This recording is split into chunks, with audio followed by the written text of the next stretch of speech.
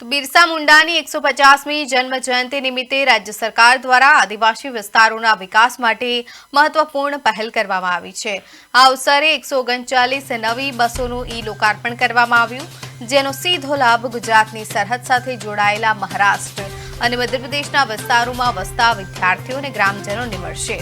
સરકારના જણાવ્યા મુજબ આ બસો વલસાડથી લઈને સાબરકાંઠા સુધીના સરહદી ગામોમાં દોડશે।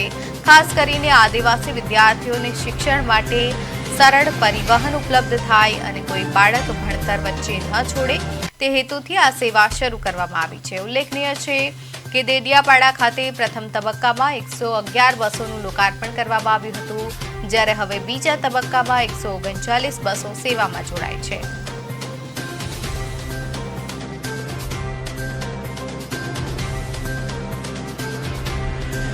અધવચ્ચેથી જે ભણતર છોડી દેતા હતા એના માટેની આ સેવા એક અલગ પ્રકારની હું ચોક્કસ રીતે હું ટ્રાઇબલ મિનિસ્ટર તરીકે આજે અમારા તમામ મારા MOS પીસી બરંડાજી, પ્રવીણભાઈ માણી, રમેશભાઈ કટારાજી, અમારા સિનિયર બધા જ ધારાસભ્યો અમારી સાથે આ જોડાયા હતા।